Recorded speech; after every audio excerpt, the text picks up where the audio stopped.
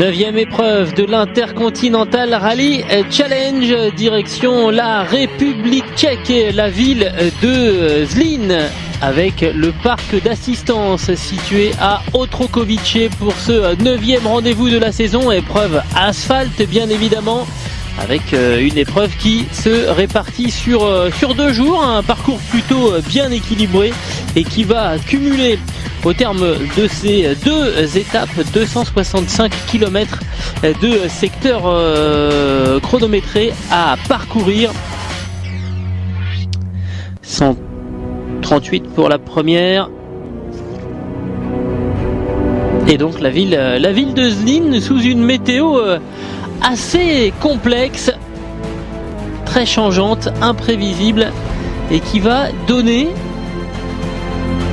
de véritables maux de tête aux responsables d'écurie et aux différents équipages de cette 9e épreuve. Alors d'abord un petit tour d'horizon des forces en présence avec évidemment Jan Kopecky, le dernier vainqueur en date. C'était l'an passé déjà chez Skoda. Ce sont des routes qui sont assez vieilles, bosselées, beaucoup de sauts, les vitesses sont élevées et il y a des endroits qui peuvent être dangereux parce qu'on est en forêt. Il faut avoir des suspensions qui travaillent vraiment bien et avoir confiance en sa voiture, nous dit Jan Kopecky. Alors face à lui, Jan Kopecky se retrouve confronté à Juho Hänninen, l'actuel leader du championnat avec 54 points, c'est-à-dire 7 de plus que Jan Kopecky. Mais attention, Juho Hänninen n'est pas sur son terrain favori et il a déjà perdu une partie de son avance, notamment à Madère. Il lui faudra résister encore ce week-end en République tchèque devant le public de son rival. Les Skoda décidément bien représentés avec Freddy Loix, ancien vainqueur ici à Zlín et qui plus est vainqueur des 2 dernières épreuves sur asphalte à Ypres et ensuite à Madère. Ce sont les 2 seuls rallyes qu'il a négociés cette année. Il est donc invaincu pour le moment. En 2010 et tentera la passe de 3. C'est le retour également de Guy Wills qui avait été assez sérieusement blessé en Sardaigne, 2 vertèbres fracturées.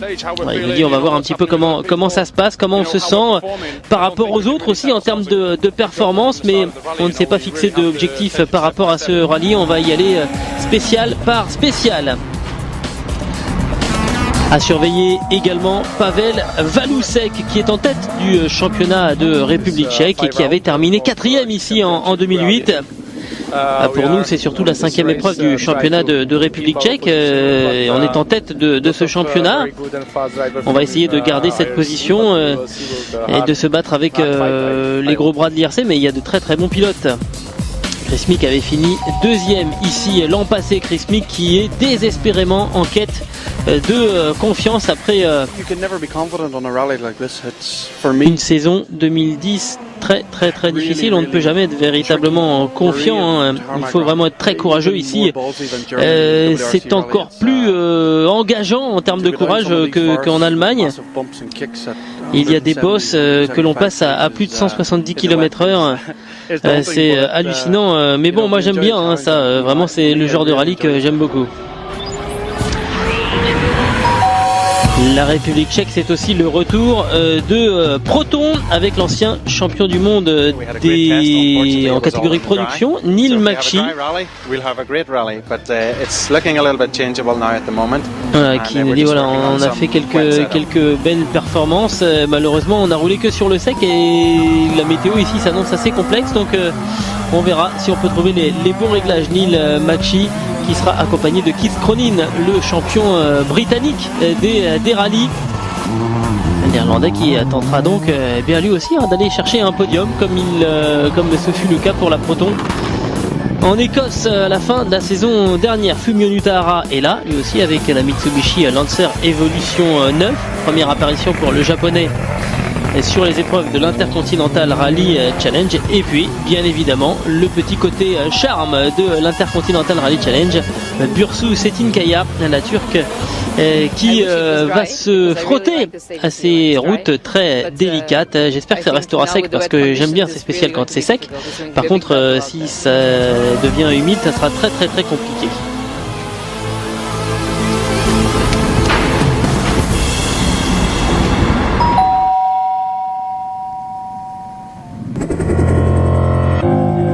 avant de rentrer dans le vif du sujet. Un point sur le championnat avec 7 points d'écart entre Juho Hänninen et Jan Kopecky. Bruno Magalièche est en 3e position, mais il n'a pas fait le déplacement. On trouve ensuite donc Guy Wilkes qui est au 4e rang, hein, malgré sa longue absence, devant Chris Meek, Freddy Loix, Thierry Neuville et Andreas Mikkelsen, hein, qui occupe la 9e position. Andreas Mikkelsen qui est présent ce week-end en République tchèque. 40 points d'écart au niveau des constructeurs en faveur de Skoda. Et on se souviendra que c'est ici même, pour ce rallye de République tchèque, que la Skoda Fabia S2000 avait fait ses premiers tours de roue. Alors non pas en compétition, mais elle était voiture ouvreuse il y a de cela 2 ans maintenant. Comme quoi, hein, voilà, cette auto a bouclé la boucle et elle est maintenant en passe. C'est bien de devenir la voiture de référence de l'Intercontinental Rally Challenge. Une épreuve donc de République tchèque qui a commencé vendredi soir avec une spéciale de 9 km tracée dans le centre-ville de Zlín dans une ferveur absolument incroyable.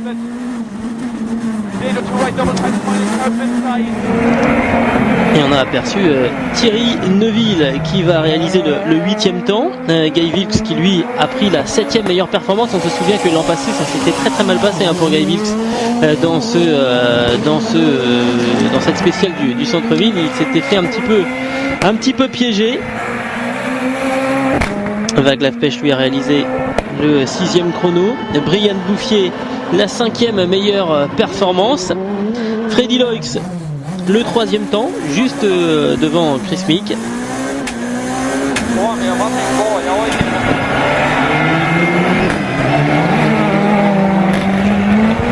Et puis enfin les 2 pilotes officiels de chez Skoda, Juho Hänninen et Jan Kopecky, qui se sont donc adjugés immédiatement les 2 meilleurs chronos avec un peu plus de 2 secondes d'avance pour Jan Kopecky. C'est un bon départ pour, on le rappelle, le tenant de cette épreuve. On se souvient de toute l'émotion de Jan Kopecky l'an dernier lorsqu'il s'était imposé sur ces terres devant son public. Et c'est vrai qu'il y a toujours beaucoup de monde, et c'est un garçon assez introverti, Jan Kopecky, et il avait vraiment été très touché par ce succès. Vendredi matin, départ de la première spéciale de la journée, donc le secteur numéro 2 à Biskupice, un peu plus de 9 km à parcourir, et on retrouve ici Pavel Valousek. Et vous voyez, ça va vite, on est à fond de 6e, hein, pour le pilote tchèque qui va être crédité du 5e temps. Guy Wilkes tout heureux avant le départ de cette spéciale qui rayonne véritablement de bonheur, hein, de retrouver la compétition. Pas de pression pour lui, hein. L'important c'est vraiment, voilà, de reprendre ses marques. On est franchement heureux de le retrouver, Guy Wilkes, parce que il nous a fait bien peur en Sardaigne avec cette double fracture de vertèbre, et il est là. Guy Wilkes qui va réaliser le 5e temps dans cette spéciale et donc garder la 7e position au classement général. Thierry Neuville, copiloté par Nicolas Klinger, va réaliser un beau chrono dans cette spéciale avec la 4e meilleure performance. Et Thierry Neuville qui va occuper à ce moment-là la 6e position du classement général. C'est intéressant. Ensuite on a Chris Meek, un petit peu plus de difficulté à se mettre dans le bain. Chris Meek avec le 7e temps à égalité au 10e de seconde près avec Pavel Valousek. Et Chris Meek qui va donc rétrograder un petit peu au classement général et tomber à la 5e position. Alors voilà un homme, hein, qui est en pleine confiance. Freddy Loix, on le rappelle, vainqueur donc à Ypres et ensuite vainqueur à Madère. 2 épreuves négociées, 2 victoires, et ça part allez discrètement, on va le dire, pour Freddy Loix qui va réaliser le 6e temps dans cette spéciale et qui va rétrograder d'une place au classement général pour tomber de la 3e à la 4e place. Rien de grave, hein. Pour le moment, Freddy Loix est en fait dépassé par Brian Bouffier qui va réaliser le 3e meilleur chrono. 150 mètres. L'ombre tâton à voir, le corde. Beaucoup de boss effectivement sur ces routes. Brian Bouffier et Xavier Panseri, qui sont triple champions de Pologne et qui sont plutôt habitués à ce genre de rallye. Juho Hänninen s'était incliné lors de la super spéciale. Eh bien, il va de nouveau devoir céder du temps à Jan Kopecky dans cette spéciale numéro 2, mais assez peu finalement, 2 secondes 8 par rapport à son rival pour le titre. Jan Kopecky lui s'impose pour la deuxième spéciale donc, et va logiquement conforter son avance au classement provisoire. Après ces 2 premières spéciales, il y a 5 secondes tout rond d'écart entre Jan Kopecky et Juho Hänninen. Brian Bouffier monte sur le podium provisoire, mais alors vraiment très provisoire, puisqu'il y a 8 dixièmes d'écart entre Bouffier et Loix. Chris Mick est un petit peu plus loin, vous voyez que pour l'instant on se tient encore en moins de 10 secondes dans le groupe de tête. On passe à la spéciale numéro 3 à Zadverice, 15 km cette fois à négocier, avec des conditions de route qui vont au fur et à mesure de la journée devenir de plus en plus délicates. Thierry Neuville lui est un petit peu en délicatesse. Il va notamment effectuer un tête à queue, 8e temps seulement pour le Belge, qui va perdre du terrain et rétrograder encore au classement général, perdre une nouvelle place pour prendre la 7e place. Pavel Valousek réalise le 7e temps dans ce secteur. Et lui ne change pas de position, reste au 8e rang pour le pilote tchèque. Freddy Loix, qui avait été prudent lors de la première spéciale de la journée, eh bien, se montre un petit peu encore sur la réserve, pas tout à fait satisfait du comportement de son auto. 6e temps pour le pilote belge, à un peu plus de 3 secondes de la meilleure référence. Et Freddy Loix reste 4e, mais l'écart se creuse petit à petit par rapport au leader. La surprise dans cette spéciale numéro 3, c'est la présence de Václav Pech dans le top 5 de ce chrono. 5e temps pour le pilote tchèque, avec un temps qui est à 3 secondes 1 de la meilleure performance. Et Václav Pech, avec sa Mitsubishi, s'installe dans le top 5 au classement général à 17 secondes du leader. Roman Kresta fait partie des favoris, et Roman Kresta réalise le 4e temps dans cette spéciale à 2 secondes 9 de la meilleure référence. Un bon chrono après une super spéciale qui avait été très discrète pour Roman Kresta. Le voici 6e. Chris Mick monte en puissance, 3e temps pour le Britannique, après avoir réalisé la 5e meilleure performance dans le chrono précédent. Eh bien, cela va permettre à Chris Mick de remplacer Brian Bouffier sur le podium provisoire. Chris Mick se retrouve 3e. Juho Hänninen, lui, va de nouveau et pour la 3e fois consécutive réaliser le 3e temps. Et Juho Hänninen va réaliser le 2e temps pour la 3e fois consécutive. Pardon, on va y arriver.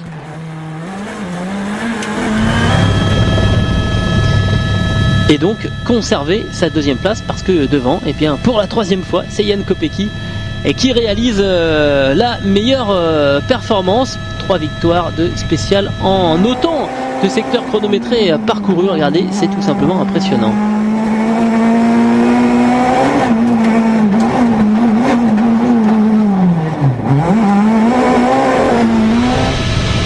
Et donc Jan Kopecky en tête du rallye avec 6 secondes et 2 dixièmes d'avance sur Juho Hänninen. Ensuite on trouve un trio en bagarre pour la 3e place, Mick, Loix et Václav Pech. Roman Kresta un petit peu plus loin. Lorsque l'on n'a pas vu, eh bien c'est la petite sortie de route de Brian Bouffier qui lui a coûté beaucoup de temps, et Brian Bouffier rétrograde à la 9e place. On marque une pause.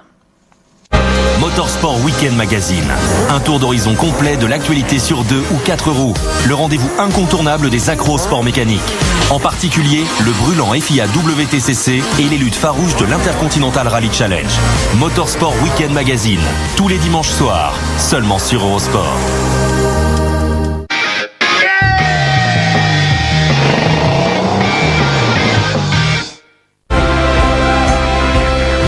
Motorsport Weekend Magazine, présenté par DHL.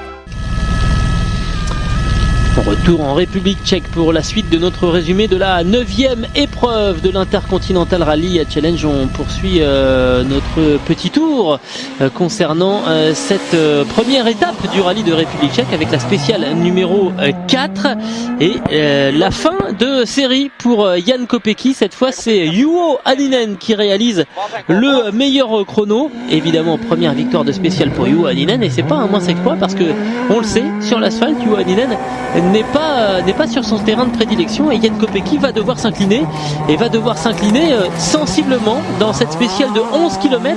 Jan Kopecky va perdre plus de 5 secondes et l'écart entre les deux hommes va donc se réduire à 1 seconde tout juste. Brian Bouffier lui réalise le 3e chrono dans cette spéciale, et après ses soucis du secteur précédent, il commence à remonter. Il était 9e, le voici 6e du classement général. 4e temps pour Roman Kresta, encore un petit peu en demi-teinte, mais Roman Kresta remonte encore d'une place et s'installe au 5e rang.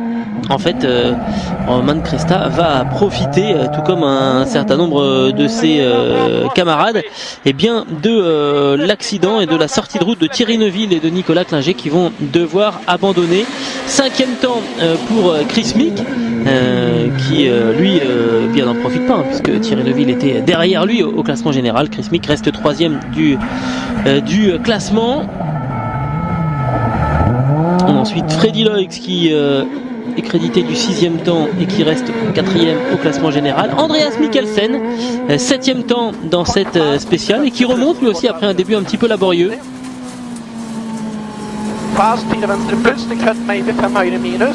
Manque encore un petit peu d'expérience sur ce genre de conditions, Andreas Mikkelsen avec la Ford Fiesta, et donc le voici pour le moment 9e, c'est-à-dire juste à la porte de ce petit tableau, et on l'a vu, 1 seconde d'écart tout rond entre les deux leaders. On passe à la spéciale numéro 5 à Troyac, 29 km à parcourir, c'est la dernière spéciale de la boucle matinale avant de revenir à l'assistance, et là on le voit, les conditions sont de plus en plus difficiles, des conditions qui vont faire une victime de plus, une victime de marque, Roman Kresta. Je vous laisse apprécier la cabriole. Heureusement, pas de souci pour le pilote tchèque qui va pouvoir sortir de sa voiture. Spécial qui aura pris un petit peu de retard, mais pas de souci pour Roman Kresta et Brian Bouffier qui va remporter cette spéciale. Termine admirablement bien la matinée, Brian Bouffier, et qui va même remonter jusqu'à la 2e place du classement général. Rappelez-vous, il y a 2 spéciales, il était 9e.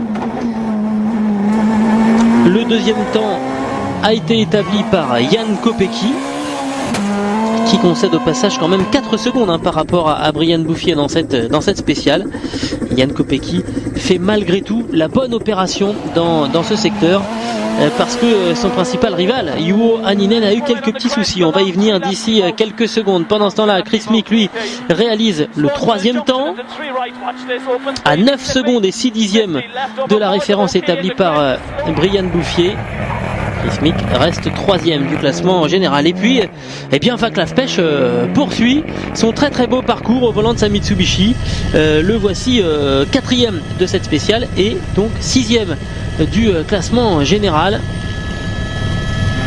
Connaissance du terrain redoutable de Vaclav Pech qui pourrait lui permettre, pourquoi pas, de s'immiscer dans une bagarre pour une place sur le podium, bagarre dans laquelle est engagé Freddy Loix, qui va perdre du terrain dans ce secteur.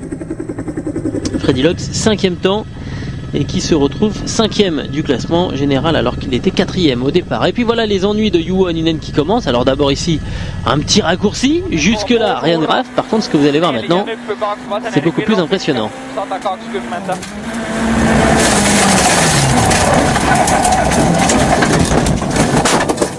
Voilà, un gros impact par bonheur, ça vient par l'arrière, voilà le résultat. Le haillon arrière a quand même bien souffert, mais la voiture peut poursuivre. Et Juho Hänninen va terminer cette spéciale avec le 6e temps, il perd un peu plus de 30 secondes et se retrouve donc à la 4e position du classement général à 30 secondes et 2 dixièmes de Jan Kopecky.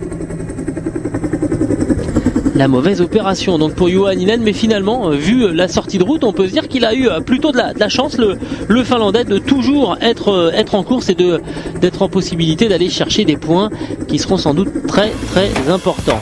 Alors justement, partie de manivelle, non, partie de marteau et de masse pour les mécanos de chez Skoda. Il faut remettre la voiture du leader du championnat en l'état, ou en tout cas à peu près, et ils vont y parvenir. On marque une petite pause et on revient pour la dernière partie de notre résumé. À tout de suite.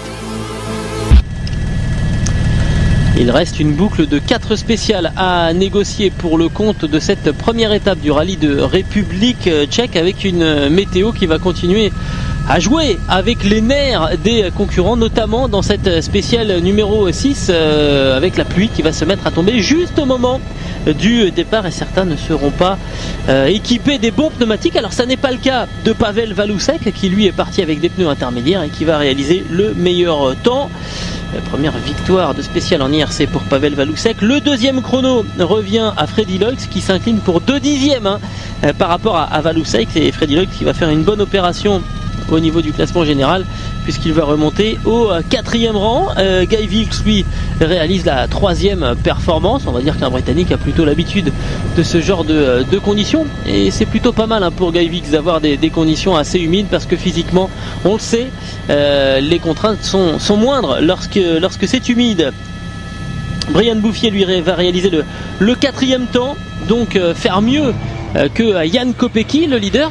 Donc Brian Bouffier se rapproche de Jan Kopecky et revient à 23 secondes et 2 dixièmes. Des nouvelles également de la Proton, avec un très très bon chrono pour Keith Cronin, le champion britannique, qui réalise le 5e temps dans cette spéciale.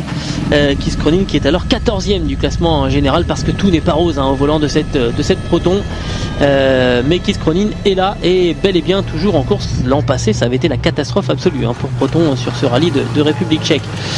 Pendant ce temps-là, Andreas Mikkelsen réalise le 6e temps, à égalité justement avec Jan Kopecky. Andreas Mikkelsen qui est 8e, Kopecky lui reste leader évidemment, avec 23 secondes d'avance sur Brian Bouffier. On retrouve maintenant dans la spéciale numéro 7 Chris Meek, auteur du 3e temps. 3e temps à 4 secondes 6 de la meilleure référence. Et Chris Meek reste pour l'instant sur le podium provisoire. C'est le cas également de Brian Bouffier, qui va réaliser lui la 4e meilleure performance. Un petit peu moins en verve, on a le sentiment, Brian Bouffier, durant cette deuxième boucle. Il reste 2e du classement général, mais voit donc Chris Meek se rapprocher de sa 2e place.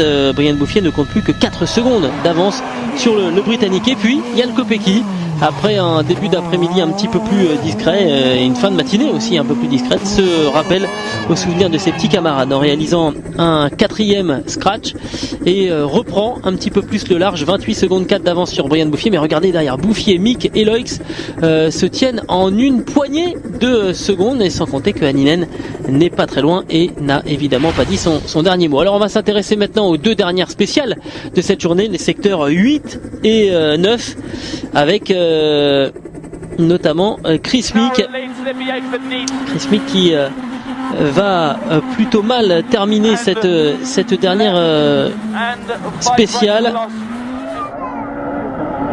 en perdant beaucoup de temps, près de 24 secondes de perdu dans la spéciale numéro 9, ce qui va le repousser à la 5e position, et à près de 50 secondes du leader au square de cette première étape. Juha Hänninen, lui, après son énorme tête à queue, est reparti à l'attaque, et notamment dans la spéciale numéro 8 à Semetin, où il va réaliser le meilleur temps. Et Juha Hänninen va donc remonter en ce samedi soir à la 4e place du général. Et Brian Bouffier, 2e temps dans la spéciale numéro 8, et puis ensuite le 6e chrono dans le tout dernier secteur du jour. Brian Bouffier qui va se faire subtiliser la 2e place du classement provisoire par cet homme, par Freddy Loix qui avait débuté assez prudemment et qui va terminer la journée en beauté en réalisant le meilleur temps et donc en subtilisant la deuxième position à Brian Bouffier. Mais l'homme qui réalise vraiment le plus beau parcours dans cette première étape, eh bien c'est Jan Kopecky, très régulier.